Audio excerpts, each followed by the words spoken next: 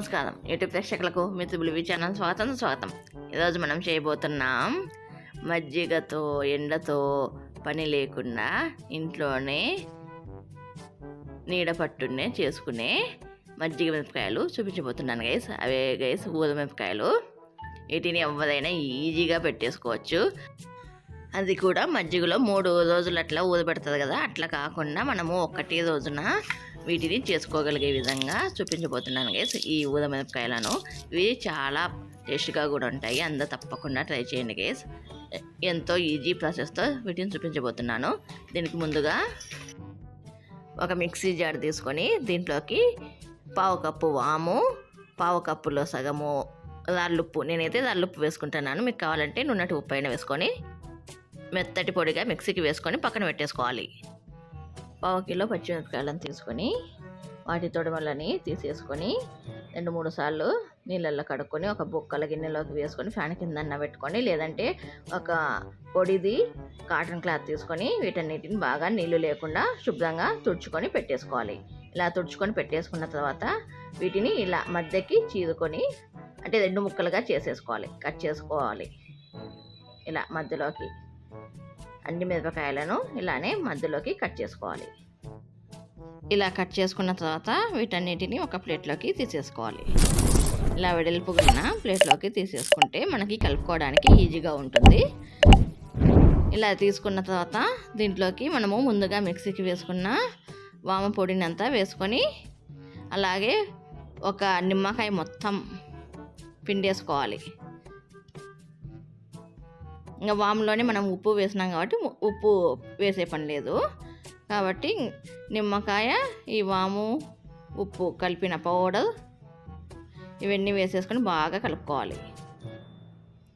ఇలా వీటన్నిటికీ బాగా పట్టేట్టుగా కలుపుకున్న తర్వాత దీన్ని ఒక 2 గంటల సేపు వదిలేసేయాలి.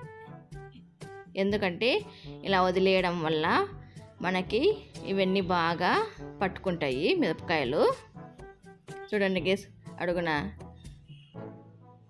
తేమగా కూడా ఉంది.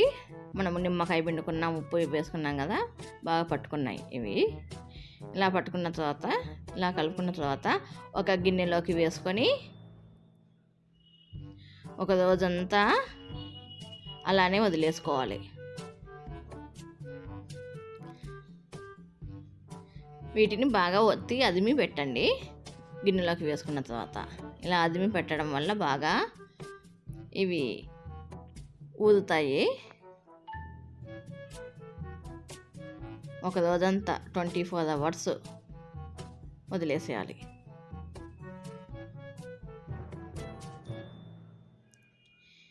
ఇలా ఒక రోజంతా వదిలేసుకున్న తర్వాత చూడండి గైస్, మనకి మిరపకాయలు ఇట్లా ఉంటాయి. వీటన్నిటిని ఒక ప్లేట్లోకి వేసుకొని, మనము ఎండలో ఇప్పుడు ఆరబెట్టడం లేదు గైస్, ఫ్యాన్ కిందనే ఇంట్లోనే మనము ఆరబెట్టుకుంటున్నాము. ఇలా ఒక ప్లేట్లోకి ప్లాస్టిక్ కవర్ వేసుకొని వీటిని ఎండనిస్తున్నాం గైస్. ఎండకు కాదు, ఇంట్లోనే నీడ పట్టున్నే. ఇలా ఎందుకు ప్లాస్టిక్ కవర్ వేసామంటే, మనకి దీంట్లో ఉప్పు వేసాం కదా, కాబట్టి స్టీల్ వేస్తే కొంచెము పాత్రలు పాడయ్యే అవకాశం ఉంటుంది. కాబట్టి వీటన్నిటిని ఇలా కవర్ పైన వేసేసుకొని ఎండబెట్టేసుకోవాలి. చూడండి గేస్ ఎంత బాగా ఎండాయో. 2 రోజులు నేను ఎండబెట్టుకున్నా గైస్. ఇంట్లోనే నీడ పట్టుకుని ఇలా ఎండబెట్టేసుకున్నాను. చూడండి గేస్ ఎంత బాగా గలగలా అంటున్నాయో.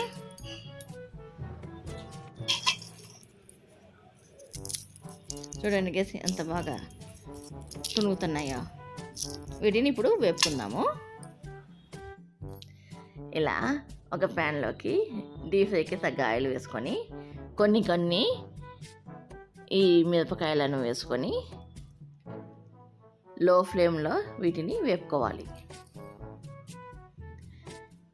ఇలా బ్రౌన్ కలర్లోకి వచ్చేంత వరకు వీటిని లో ఫ్లేమ్లోనే వేపుకోవాలి.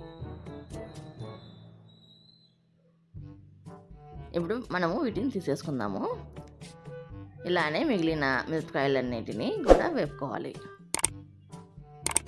అంతే గైస్, మన ఎంతో రుచికరమైన మజ్జిగ మిరపకాయలు రెడీ గైస్.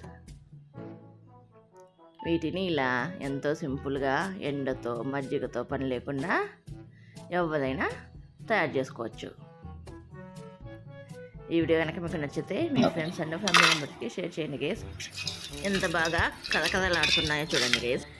ఈ మిరపకాయలు పప్పన్నంలోకి, పప్పు చారులోకి, అలాగే పెరగడంలోకి చాలా బాగుంటాయి. వీటిని నేను తుంచి చూపిస్తున్నా చూడండి గైస్.